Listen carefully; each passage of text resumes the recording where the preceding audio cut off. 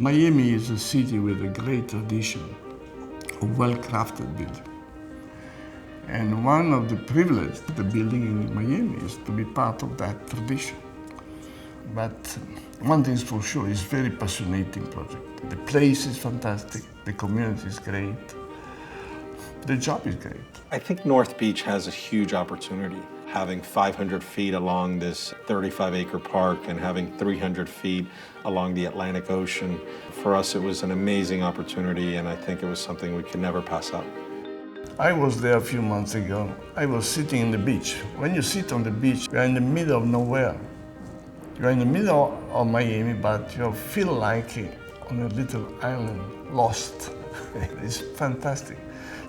This building is basically made out of 16 decks flying one above the other. And of course, those suspended decks catch the sound of the ocean. They also catch the light of the ocean, of course. This is the beautiful thing. Our partner in this project is Davide Bizzi. He's a good friend, and Davide wanted me to meet Renzo. So I took advantage of the time and we flew to Genoa. And I was able to meet Davide and Renzo. I have to thank Davide for the introduction because Renzo's someone, obviously a master in the world, someone that's done amazing structures, but is also very sensitive to the environment, to nature, and also to do something that was going to be appropriate, the right scale, the right density. You have both dimensions. You have the dimension of nature, you have Corning Avenue, you have street, you have activity, and in between you have a park. And we are flying above that park.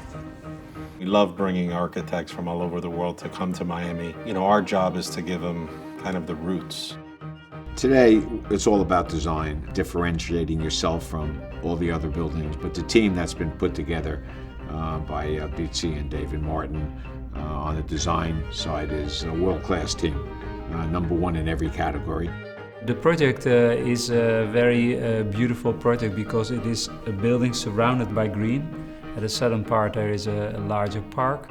People walk in the garden, there's a path system. So it has a sort of orchard, pure nature potential as well. Westate and Renzo created this private park, which is around 1.5 acres to the north of the building. So in essence, you have a private park to the north and a public park to the south. So for me, how this forest from public to private and how it's connected through the lobby of the building is something very special that I think is unique in Miami. I believe when you combine great architecture with astonishing landscape design, the achievements are unique. Sometimes it's not always the case, but a good design is an almost no design.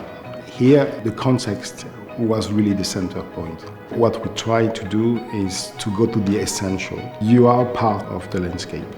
How can we be more and more in relation with the outside? The materiality of the project was inspired by elements we find locally, simply designed, looking for almost kind of purity. Craftsmanship is one of the essential qualities of architecture. Because you know, the quality of architecture, of course, is about poetry, is about the beauty, but it's also about construction. A good building is also well done. So we want to go back to this old tradition to make building in a very detailed way. The language we want to use, the language of lightness, this sense of lack of gravity in some way. I know that it's a bit mad, but fighting against gravity is mad. But it's quite interesting because it gives you something that has a kind of poetic presence. It's not arrogant, it's not possessive, it's not selfish. It's something that is more open.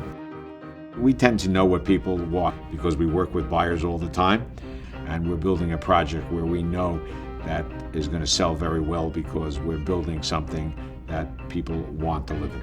I don't think I've ever seen a building that had terraces as a proportion to the building as large. The living space in this building is a combination of interior space and exterior space. And the way we've done it is the outside becomes part of the inside. It becomes one. So I think that everyone is going to be very impressed with what we've accomplished. Miami right now is going through a cultural kind of renaissance. And for us, Renzo was someone that we felt was going to be able to add a lot of value to this property. It's really the last piece of Miami Beach that really is going to now have some new life and new energy. What he created here was something that I think is going to be a landmark and really give a lot of dignity and pride to the community.